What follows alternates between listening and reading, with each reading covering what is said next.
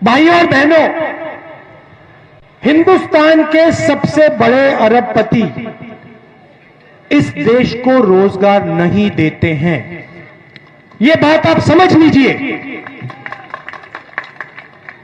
देश के सबसे बड़े अरबपति देश को रोजगार नहीं देते हैं। छोटे दुकानदार, छोटे बिजनेस वाले, छोटे व्यापारी, मिडिल साइज बिजनेस वाले और किसान देश को रोजगार देते हैं। और आज क्या किया इन्होंने? नरेंद्र मोदी जी ने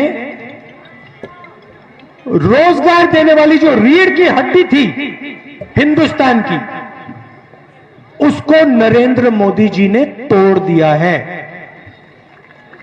और अब आप देखिए, आने वाले समय में आप देखना कि हिंदुस्तान के युवा को रोजगार नहीं मिल सकता है।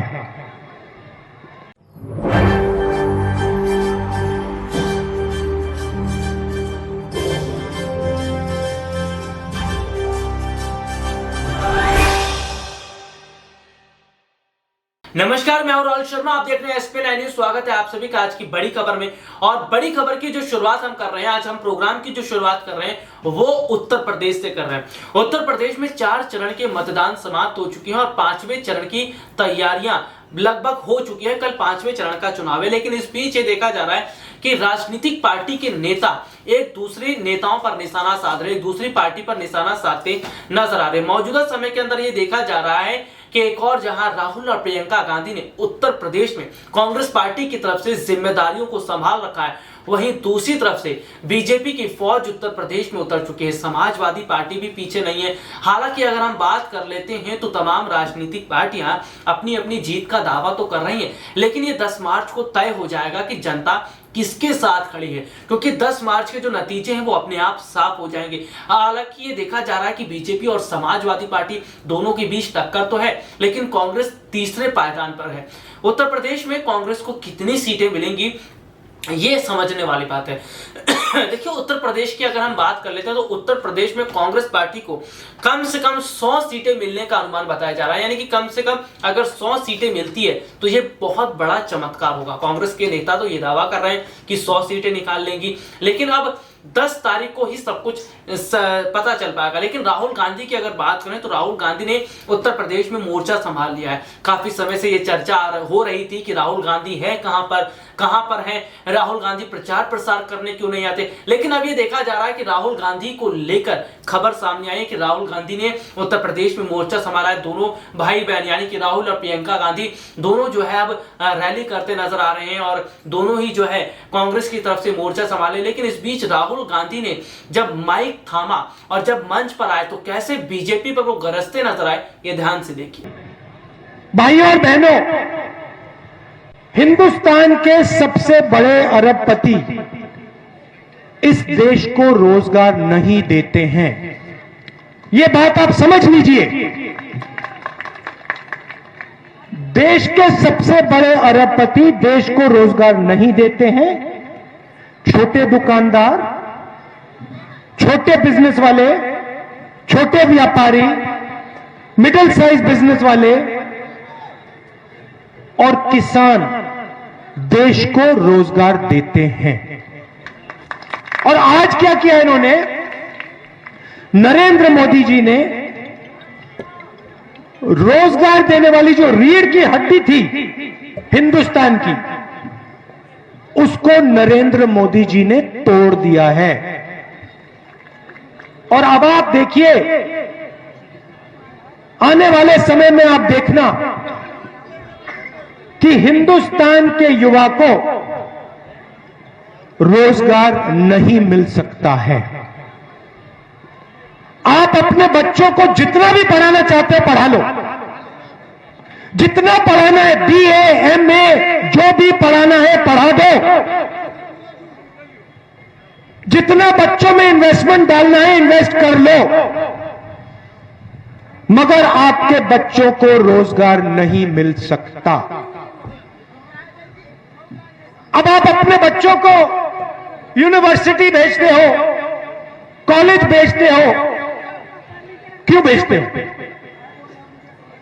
प्रियंका ने बात कही, क्यों बेचते हो? मजे के लिए बेचते हो क्या?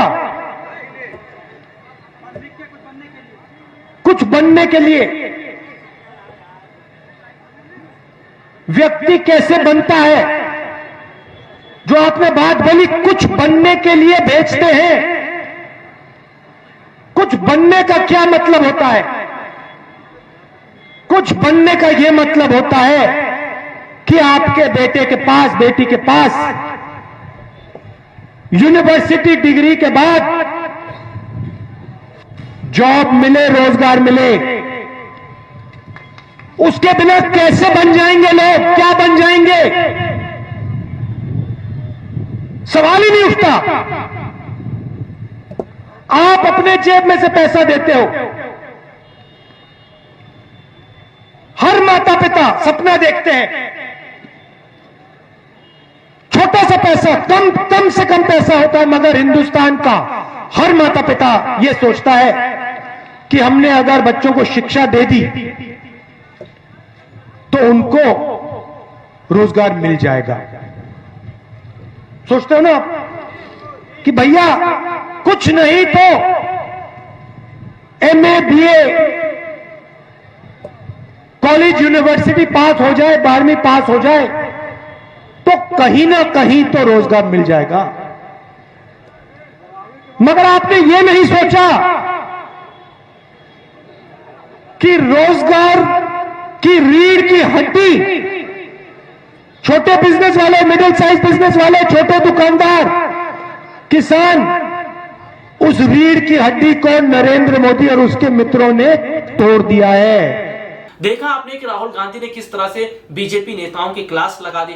दरअसल इस समय रूस और यूक्रेन का मामला वो भी बहुत तेजी से देखने को मिल रहा है। हम ये देख रहे हैं कि यूक्रेन में बहुत सारे भारतीय छात्र फंसे हुए हैं, लेकिन सरकार उन्हें निकालने में असफल हो रही है। हालांकि सरकार कोशिश तो पूरी कर रही है और सरकार की कोशिशें बेहद बड़े हद तक कामयाब भी हो रही हैं, लेकिन फिलहाल की अगर हम बात कर लेते तो वाकई मौजूदा समय के जो हालात है वो ये साफ तौर पर इशारा कर रहे हैं कि वक्त जो है अब वो बीजेपी के हाथ से निकलता नजर आ रहा है, क्योंकि आज सरकार के पास बहुत सारी चुनौतियां हैं। आज सरकार को कई मुद्दों पर काम करना है। हालांकि अगर बात करें तो सरकार कई वजह से असफल भी रही है, तो कहीं ना कहीं आज ये देखा जा रहा है कि सरकार जिस तरह असफल रही है ना, ये देखा जा रहा है कि सरकार ने काम नहीं किया, क्योंकि जनता ये देख चुकी है कि योगी सरकार ने हिंदू मुस्लिम करने में पूरा वक्त बिता दिया, हिंदू मुस्लिम करते हुए नजर आए। तो आज जो वक्त है वो मुद्दों का वक्त है। आज विपक्ष जो है वो मुद्दों की बात कर रहा है और विपक्ष को इसी तरह फायदा मिलता नजर भी आ रहा है। एक रिपोर्ट और दिखाते राहुल गांधी ने और क्या कुछ कहा है बीजेपी को लेकर और किस तरह से वो सरकार को घेरते नजर आ रहे हैं। उत्तर प्रदेश में जो भी करना है कर लो, मगर आपको इस प्रदेश में, आपके बच्चों को इस प्रदेश में रोजगार नहीं मिल सकता है। मेरी बात मत मानो। कोरोना के समय मेरी बात नहीं मानी, कहा राहुल गांधी ऐसे कह रहा है, नहीं मानी, ठीक है, मगर फिर गंगा में लाशें तो दिखी, लाशें तो दिखी ना, या वो भी नहीं देखी आपने? देखी ना? तो आपको सच्चाई पहचाननी है। प्रियंका ने सही बात बोली, ये क्यों हो रहा है? आप रोजगार चाहते हो, रोजगार पैदा करने का टिकट आपके हाथ में है, समझ लो। रोजगार पैदा करने का टिकट आपके हाथ में है। जब आप पोलिंग बूथ में जाते हो और जब आप बटन दबाते हो, वो रोजगार का टिकट है। मगर आप कभी धर्म पे दे देते हो, कभी जात पे दे देते हो, मगर आप अपने भविष्य के लिए कभी वोट नहीं डालते हो।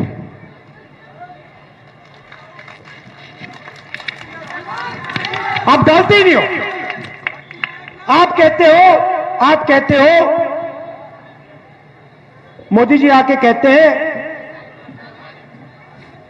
2 करोड़ युवाओं को मैं रोजगार दूंगा, और आप ये सवाल नहीं पूछते हो कि भैया कैसे दोगे, कहां से आएगा रोजगार, ये सवाल आप नहीं पूछते हो। मैं आपको बता रहा हूं, रोजगार पैदा करना है देश में तो किसानों की मदद करो, छोटे व्यापारियों की, स्मॉल मीडियम बिजनेस वालों की मदद करो, बैंक के दरवाजे इन लोगों के लिए खोलो, रोजगार पैदा होना शुरू हो जाएगा। दुनिया में तेल के दाम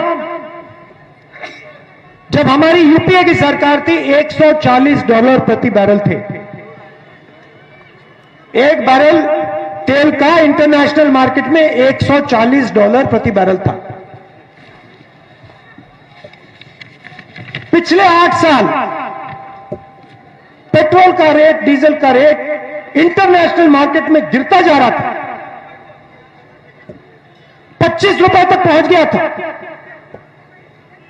मगर हिंदुस्तान में गौरीगंज में एनडीए के सरकार के समय पेट्रोल का रेट, डीजल का रेट बढ़ता ही जाता है, बढ़ता ही जाता है, बढ़ता ही जाता है। अगर इंटरनेशनल मार्केट पे रेट गिर रहा है, हिंदुस्तान इंटरनेशनल मार्केट से पेट्रोल डीजल खरीद रही है, तो फिर पैसा कहां जा रहा है? आपके जेब में तो नहीं जा रहा। आपको यह सवाल पूछना चाहिए, अगर मेरे जेब में नहीं जा रहा है तो किसके जेब में जा रहा है? अगर आपके जेब में नहीं जा रहा, अगर किसान के जेब में नहीं जा रहा, अगर छोटे व्यापारी के जेब में नहीं जा रहा, तो कहां जा रहा है भाई? कहीं तो जा रहा होगा, कहीं ना कहीं तो जा रहा होगा। तो ये सवाल आपको पूछने ही पड़ेंगे। हमने कहा है, जैसे छत्तीसगढ़ में कहा, वहां हमने वायदा किया, यहां भी हम कह रहे हैं 2500 रुपए धान का रेट हम करके दिलवा देंगे।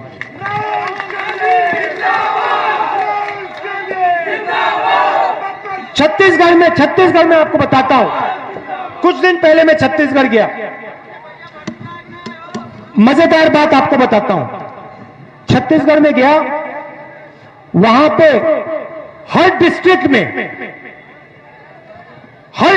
में वहां पे उन्होंने फूड पार्क जो होता है, जो मैंने सपना अमेठी के लिए, जगदीशपुर के लिए देखा था, वो सपना वहां पे पूरा कर दिया है।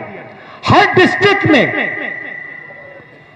डिस्ट्रिक्ट में कोई ना कोई फूड पार्क, फैक्ट्री लगाई जा रही है, हर डिस्ट्रिक्ट में। जहां पे धान चावल उगता है, वहां पे चावल को प्रोसेस करने का यूनिट, जहां पे टमाटर उगता है, वहां पे टमाटो केचप का यूनिट, अलग यूनिट बन रहे हैं। छत्तीसगढ़ का किसान सीधा अपना माल जाकर फूड प्रोसेसिंग यूनिट पे बेचता है, उसको सही रेट मिलता है। वहां पे कोई लंबी लाइन में खड़े होने की जरूरत नहीं, वहां पे सीधा जाओ, फैक्ट्री में जाओ, केचप की फैक्ट्री के सामने जाओ, अपना टमाटर वहां रखो, जेब में पैसा लो, वापस जाओ, खत्म कहानी। तो ये सपना हम उत्तर प्रदेश में भी देखना चाहते हैं, पूरा करना चाहते हैं। उत्तर प्रदेश में कोई कमी नहीं है। भाइयों और बहनों, आप गलत फहमी में हो। आप सोचते हो कि उत्तर प्रदेश में कोई ना कोई कमी है, कोई कमी नहीं है। सबसे देश में ये सबसे आगे जा सकता है, ये प्रदेश सबको पीछे छोड़ सकता है। आप जाते हो कभी महाराष्ट्र चले जाते हो, कभी पंजाब चले जाते हो, छत्तीसगढ़ चले जाते हो, यूपी के लोग मैंने आसाम में, मणिपुर में, नागालैंड में लेबर करते हुए देखे हैं। सही बात है ना? वहां पे जाते हैं, मतलब पूरा खून पसीना निकल जाता है। बाकी देश में आप रोजगार ढूंढने निकलते हो, आपको यहां क्यों नहीं मिल सकता? महाराष्ट्र से उत्तर प्रदेश लोग क्यों नहीं आ रहे? क्योंकि यहां पे सालों से कभी आपने समाजवादी को चुना, कभी आपने बीजेपी को चुना, कभी आप बीएसपी को चुनते हो, और इन सब ने एक के बाद एक आपको झूठे वायदे किए, आपसे पैसा चोरी किया। एक ने नहीं छोड़ा। तो अब आप कांग्रेस पार्टी को समर्थन दीजिए, यहां हमारे कैंडिडेट को जिताइए,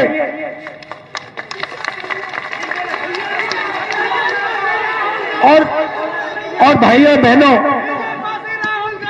बहनों देखिए,